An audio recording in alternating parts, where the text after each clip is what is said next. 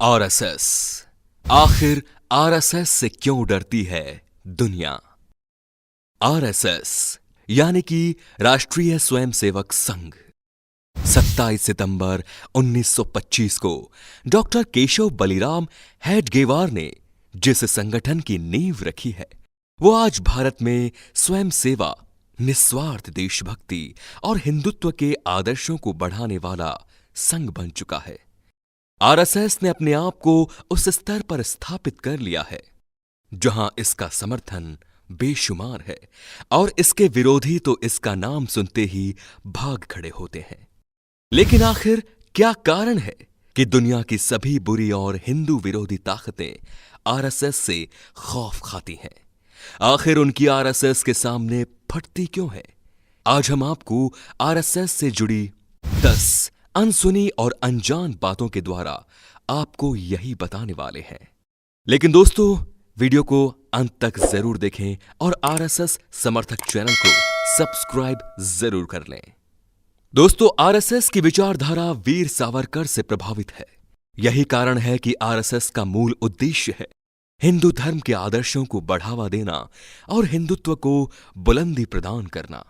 RSS की छवि थोड़ी आक्रामक जरूर है, लेकिन हम किसी तरह के बेबुनियाद और अन्यायपूर्ण विवाद का समर्थन नहीं देते। हालांकि जब बात हिंदुत्व पर आती है तो आरएसएस इसके बचाव में सबसे आगे की पंक्ति में खड़ी नजर आती है। इसीलिए हिंदुत्व विरोधी ताकतों को आरएसएस से डर लगता है। आपको जानकर हैरानी होगी कि आरएसएस में करीब 70 लाख सक्रिय सदस्य हैं और इसकी देश भर में करीब 85,000 शाखाएं भी सक्रिय रूप से चलती हैं। अकेले उत्तर प्रदेश में आरएसएस की 8,000 से ज्यादा शाखाएं हैं। केरल जैसे राज्य में जहां हिंदुत्व का इतना प्रभाव नहीं माना जाता, वहां भी आरएसएस के करीब 5,000 शाखाएं हैं। ये आंकड़े इस बात को बताने के लिए काफी हैं कि आरएसएस की भारत देश के कोने कोने में कितनी मजबूत पकड़ है। आपको बता दूं कि भारत की सबसे पुरानी पार्टी और हाल ही के समय में एक व्यक्ति के विरोध में अंधी हो चुकी कांग्रेस पार्टी भी आरएसएस से खास खौफ खाती है। इसका कारण है आरएसएस की हिंदुत्ववादी छवि, जो कांग्रेस की तथाकथित सेक्युलर छवि के खिलाफ जाती है और कांग्रेस को हर बार एक वर्ग विशेष के फायदे के लिए देश से दगा करने से रोकती है। कांग्रेस का आरएसएस से खौफ खाने का एक कारण चुनाव और देश में आरएसएस का मजबूत वर्चस्व भी है। भारतीय जनता पार्टी के लिए सत्ता की चाबी तक का रास्ता बनाने में आरएसएस का योगदान किसी भी स्थिति में नहीं भुलाया जा सकता।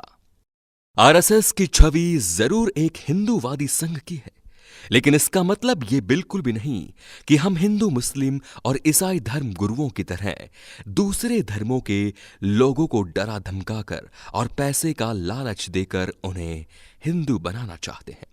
आरएसएस की शाखाओं में हर धर्म के इंसान का स्वागत होता है और आरएसएस को दूसरे धर्म के त्योहारों पर विशेष आयोजन करते हुए भी देखा गया है। इसके कारण आरएसएस को न केवल हिंदू बल्कि देश के मुस्लिम और दूसरे धर्मों के लोगों का भी बड़ी संख्या में समर्थन हासिल है। कई लोग कहते हैं कि आरएसएस ने महात्मा गांधी के स्वतंत्रता आंदोलनों में शामिल होने से इनकार कर दिया था, लेकिन ऐसा बिल्कुल भी नहीं है। उन्होंने बस संघ के लोगों को 1930 के नमक सत्याग्रह से दूर रखा था। इसके अलावा आरएसएस के लोगों ने स्वतंत्रता आंदोलन में भाग लिया है।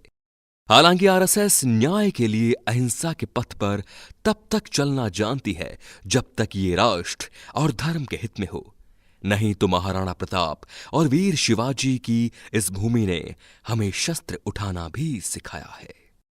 भारत पाकिस्तान के बंटवारे के दौरान आरएसएस ने पाकिस्तानी पंजाब में फंसे कई हिंदू परिवारों की जान बचाई थी। महात्मा गांधी और पंडित जवाहरलाल नेहरू ने आरएसएस की चाहे जितनी निंदा की और जितना विरोध किया, लेकिन आरएसएस ने अपने कार्यों से उन दोनों को भी आरएसएस के प्रति अपनी सोच बदलने पर मजबूर कर दिया था। भारत की सुप्रीम कोर्ट तक कह चुकी है कि भारतीय सेना के बाद अगर कोई भारत की सच्ची रक्षा कर रहा है तो वो है आरएसएस। पाकिस्तान के खिलाफ 1947 और 1965 के युद्ध में आरएसएस के कार्यकर्ताओं ने बिना किसी स्वार्थ के अपनी सेवाएं दी थी।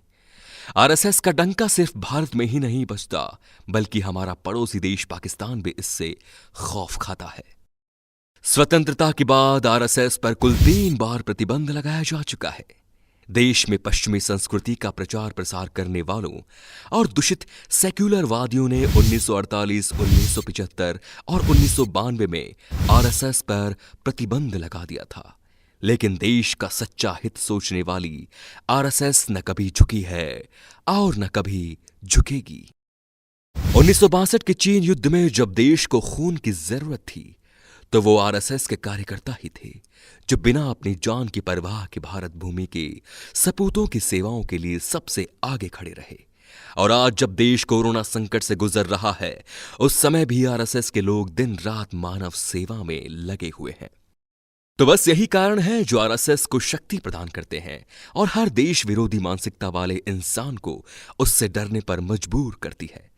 आखिर किसी की ऐसे ही तो नहीं फटती, कुछ ना कुछ बुरा तो जरूर ही किया होगा उसने। आरएसएस के लिए एक लाइक तो बनता है दोस्तों।